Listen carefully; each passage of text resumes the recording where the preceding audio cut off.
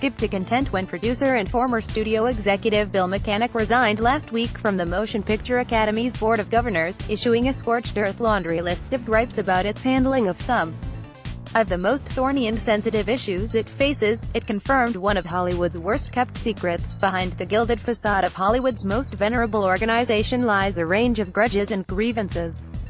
The tradition-bound 90-year-old group recently took dramatic steps to remake itself from the inside out. In answer to the "but not everyone has been on the same page," as the Academy of Motion Picture Arts and Sciences has struggled to navigate seismic changes in the film business, a shrinking audience for its all-important Oscar telecast and a museum project that has gone over budget and over schedule, fissures have opened up at times within the leadership, as starkly evidenced by Mechanic's scathing resignation. "It's exceedingly clear to me since returning to the board that things have changed and there is now a fractured environment which does not allow for a unified, strategically sound vision," Mechanic wrote in his letter, which he sent to Academy President John Bailey and which subsequently leaked to the press. Bill Mechanic, a producer and former studio executive, resigned from the Motion Picture Academy's 54-member Board of Governors on April 9. Todd Williamson, Getty Images for AACTA. In an interview with The Times, Mechanic doubled down on his critique. "There are a lot of people inside and outside who think that these are reasonable issues, that the Academy is not being well run," he said, explaining his decision to resign his seat on the 54-member board, which includes such luminaries as Steven Spielberg, Tom Hanks and Kathleen Kennedy. "It's a bit knee-jerk, and it's trying to figure out what it wants to be. The final thing that pushed me over the edge is I went back to incite change and to get a better Academy, and I did not feel like I was successful at all." Exactly how deep the cracks run in an organization whose ranks have swelled in recent years to some 8,500 members is not entirely clear. Known for his bluntness, Mechanic conceded that while he believes many in the group agree with his complaints, including his contention that in its diversity campaign the Academy has settled on numeric answers to the problem of inclusion, he isn't sure how many members of the board share his level of frustration. "That I don't know," Mechanic said. "Some of those things that I disagreed with, they represent my point of view. They don't represent everyone else's." Indeed, in interviews with a number of Academy governors and members, many insisted Mechanic represented a minority opinion, one that may be losing sway as the Academy pushes toward its centennial. "Change is hard and some people aren't interested in moving forward," said one governor, speaking to The Times on condition of anonymity because the person was not authorized to discuss Academy issues. Added another governor, "Bill has a right to his opinion, but I don't see a lot of support for what he's saying. That's probably why he resigned." Mechanic is not the only Academy member who has lobbed public criticism at the group in recent months, however. At the annual Scientific and Technical Awards ceremony in February, one of the evening's top honorees, film technologist Jonathan Erland, drew applause when he criticized the organization for placing too much emphasis on the Oscars and allowing a growing administrative staff to displace Academy members from many functions. The Academy became increasingly award-centric, and members largely relegated to an award voting panel, a mere appendage of the Academy, Erland said. Such criticisms have raised questions about the leadership of Academy CEO Dawn Hudson, who was hired in 2011 and last year had her contract renewed through 2020. Speaking to The Times last year, Hudson acknowledged that her leadership has been polarizing at times but said that just went with the territory. "There's an idea of change and then there's actually going through change, and sometimes it's harder to go through it," she said. "That's human. It can feel a little scary. But I think overall, people see the strides we've made."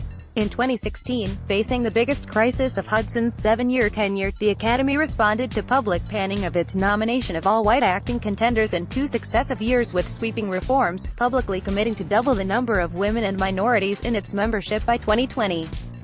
It also initially adopted a controversial rule that would strip voting rights from members who had not remained active in the industry.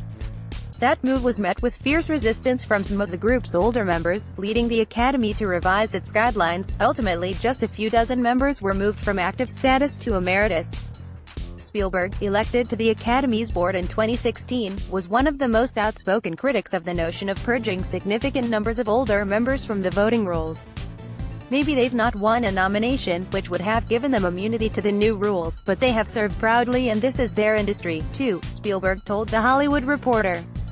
"To strip their votes, I'm not 100% behind that."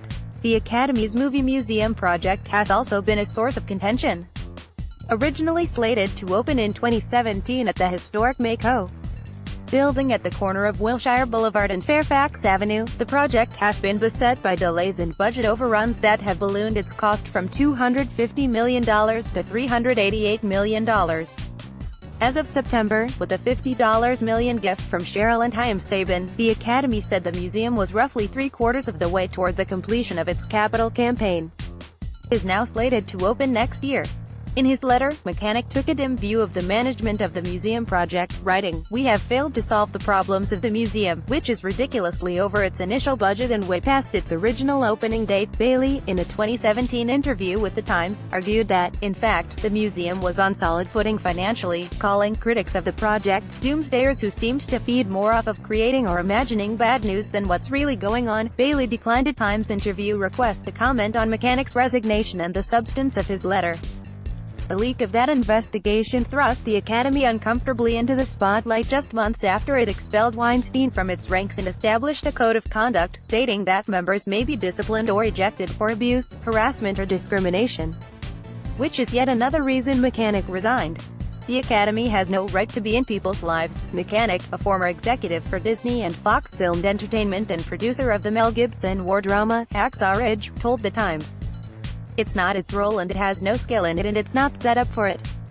And then the first time they even do anything, with regard to Bailey, they not only stubbed their toe, they allowed somebody to weaponize it. Who leaked the news of the allegation against Bailey has been the source of much speculation within the industry.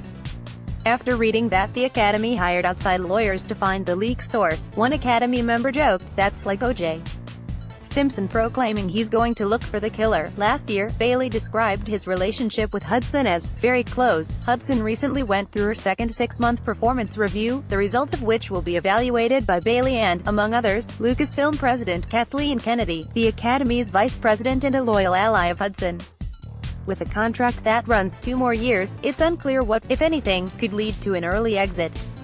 That said, the issues facing Hudson and the board, the remaining shortfall in museum funding, a 2018 Oscar telecast that saw its ratings dip to a historic low, questions regarding the enforcement of the recently enacted Code of Conduct, will likely be the subject of much scrutiny until Hudson finishes her term. After years of transformation and tumult played out under an increasingly bright spotlight, some Academy members seem inured to the drama. "Hasn't the Academy always been dissected and criticized?" asked Sony Pictures Classics co-president Michael Barker. Barker said he knew Mechanic had resigned, but like a number of Academy members interviewed for this story, he wasn't aware he had written a letter. "Let's face it," Barker added, "this is a group that's never going to make everybody happy."